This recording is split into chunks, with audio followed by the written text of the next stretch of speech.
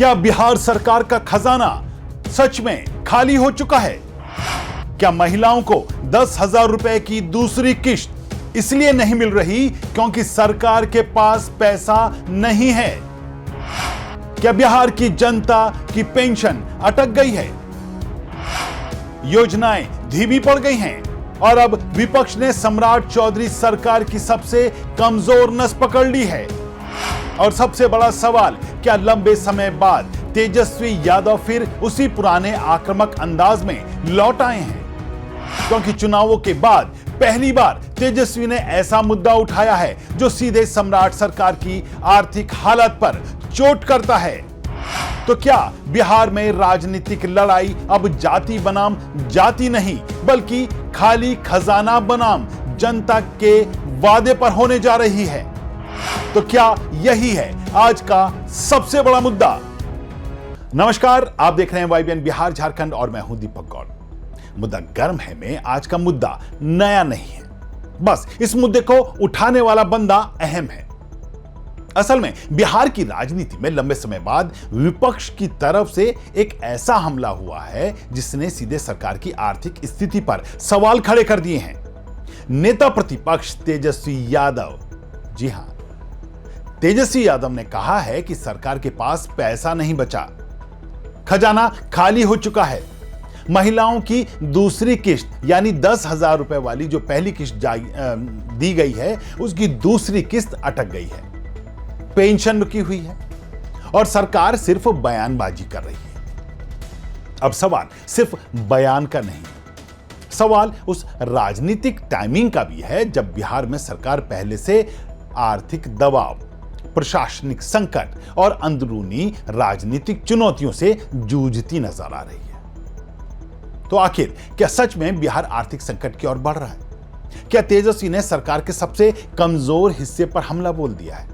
और क्या यही हमला आने वाले चुनावों की राजनीति तय करेगा? यही है आज का मुद्दा और आज हम इसी मुद्दे की पूरी परत खोलेंगे। तो मुद्दा सिर्फ इसलिए नहीं है कि तेजस्वी यादव ने सरकार को घेरा, मुद्दा यह है कि उन्होंने सरकार की उस कमजोरी को निशाना बनाया जिस पर सरकार सबसे ज्यादा असहज नजर आती, यानी खाली खजाना, कमजोर राजस्व और अधूरे वादे। और यही वजह है कि इस बार तेजस्वी का हमला पहले की तरह सिर्फ राजनीतिक बयान नहीं बल्कि एक सोची समझी रणनीति जैसा नजर आ रहा है। असल में विधानसभा चुनाव के बाद से लगातार यह कहा जा रहा था कि तेजस्वी यादव विपक्ष की भूमिका में कमजोर पड़ गए हैं। कभी संगठन में टूट की खबरें, कभी नेताओं का दूसरी पार्टियों में संपर्क, कभी आरजेडी के अंदर असंतोष, यहां तक कि विपक्षी राजनीति का केंद्र भी कई बार उन्हें हटता नजर आया। लेकिन अब पहली बार तेजस्वी ने ऐसा मुद्दा उठाया है जो सीधे जनता की जेब, महिलाओं की उम्मीद और बुजुर्गों की पेंशन से जुड़ा है। और राजनीति में जब विपक्ष जनता के आर्थिक दर्द को मुद्दा बनाता है तो उसका असर ज्यादा गहरा होता है। बहरहाल मुद्दा गर्म है कि हमारी आज की इस रिपोर्ट को अंत तक जरूर देखिएगा क्योंकि आज हम बताने जा रहे हैं विपक्ष के उस हमले के बारे में जो सम्राट चौधरी को असहज कर रहा है। हम अपनी रिपोर्ट में आगे बढ़ें इससे पहले अगर आपने अभी तक हमारे चैनल को सब्सक्राइब नहीं किया है तो अभी कर लें और बेल आइकन का बटन दबाना ना भूलें। तो चलिए लौटते हैं अपने मुद्दे पर। तेजस्वी ने सवाल पूछा, महिलाओं को दूसरी किश्त कब मिलेगी? यह सवाल छोटा नहीं है क्योंकि बिहार की राजनीति में महिलाओं का वोट अब सत्ता तय करने वाला फैक्टर बन चुका है।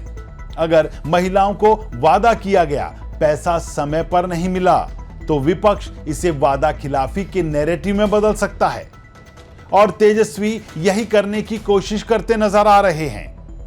वो ये संदेश देना चाहते हैं कि सरकार वादा तो करती है लेकिन उसे पूरा करने के लिए उसके पास पैसा नहीं है। अब यहां सबसे बड़ा सवाल यही है कि अब बिहार सरकार आर्थिक दबाव में है। पिछले कुछ समय में लगातार ऐसी खबरें सामने आई जहां सरकार को खर्चे के लिए अतिरिक्त संसाधन जुटाने पड़े, राजस्व संग्रह कमजोर रहा, कई विभागों में भुगतान को लेकर देरी की चर्चाएं और फिर आरबीआई से आर्थिक सहायता और लोन की मांग की खबरें भी सामने आई। यानी विपक्ष को हमला करने का मौका मिल गया और तेजस्वी ने इसी मौके को पकड़ भी लिया है। अगर सरकार के पास पैसा नहीं है तो फिर योजनाओं के बड़े बड़े ऐलान क्यों? अगर खजाना मजबूत है तो भुगतान में देरी क्यों? और अगर विपक्ष झूठ बोल रहा है तो सरकार खुलकर आंकड़े सामने क्यों नहीं रखती? असल में तेजस्वी ने सिर्फ सरकार नहीं, सीधे सम्राट चौधरी को निशाने पर लिया है, क्योंकि अब बिहार में भाजपा की राजनीति का चेहरा सम्राट चौधरी बनते नजर आ रहे हैं। ऐसे में तेजस्वी जानते हैं कि अगर उन्हें भाजपा को चुनौती देनी है तो सम्राट चौधरी की छवि पर हमला करना जरूरी होगा और इसलिए उन्होंने आर्थिक संकट, महिलाओं की किश्त, पेंशन और हरे गमछे वाले बयान को, इन मुद्दों को इन्हें जोड़कर सीधा एक राजनीतिक हमला किया है। अब इस पूरे घटनाक्रम का टाइमिंग भी समझिए। 27 मई को लालू यादव और तेजस्वी इंडी गठबंधन के नेताओं को साथ लाने की नई जुगत में नजर आएंगे। राहुल गांधी, अखिलेश यादव, ममता बनर्जी और कई विपक्षी दलों को न्योता दिया गया है, यानी विपक्ष फिर से एकजुटता का माहौल बनाना चाहता है और यह मौका कुछ और नहीं, तेजस्वी यादव के पुत्र के जन्मदिन का एक कार्यक्रम है। और ऐसे समय में सरकार के आर्थिक संकट का मुद्दा जो बिहार में उछाला गया, विपक्ष के लिए सबसे बड़ा मजबूत हथियार बन सकता है। अब सरकार के सामने सबसे बड़ी चुनौती यही है कि वो इस नैरेटिव को कैसे तोड़े, क्योंकि अगर जनता के बीच ये धारणा बन गई कि सरकार के पास पैसा नहीं है तो उसका असर सिर्फ योजनाओं पर नहीं, पूरी राजनीतिक विश्वसनीयता पर पड़ेगा और विपक्ष यही चाहता है। क्या बिहार की राजनीति अब जाति और समीकरणों से आगे बढ़कर आर्थिक संकट और अधूरे वादों की राजनीति में प्रवेश कर रही है? क्या आने वाले चुनावों में किसको कितना मिला सबसे बड़ा मुद्दा बनने वाला है? और क्या तेजस्वी यादव ने लंबे समय बाद आखिरकार वही मुद्दा पकड़ लिया जो सरकार को सबसे ज्यादा असहज कर सकता है? बहरहाल राजनीति में असली विपक्ष वही माना जाता है जो सरकार की सबसे कमजोर जगह पर हमला करे और लंबे समय बाद तेजस्वी यादव ने वही करने की कोशिश की है। उन्होंने सरकार की आर्थिक हालत, महिलाओं की किश्त, पेंशन और खाली खजाने के मुद्दे को एक साथ जोड़कर एक बड़ा राजनीतिक नैरेटिव बनाने की शुरुआत कर दी है। अब सवाल यह नहीं है कि बयान कितना बड़ा था, सवाल यह है कि जनता इस बयान को कितना सच मानती है।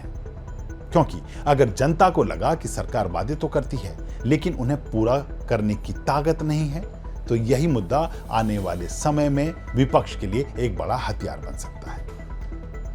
फिलहाल बिहार की राजनीति में एक नई लड़ाई शुरू हो चुकी है, वादा बनाम पैसा और घोषणा बनाम खजाना। फिलहाल मुद्दा गर्म के आज के इस एपिसोड में इतना ही। अगर आपको हमारी ये रिपोर्ट पसंद आई हो तो इसे लाइक करें, शेयर करें और हमारे चैनल को सब्सक्राइब करना ना भूलें। फिर मिलेंगे एक नई रिपोर्ट के साथ, तब तक के लिए दीजिए इजाजत। नमस्कार।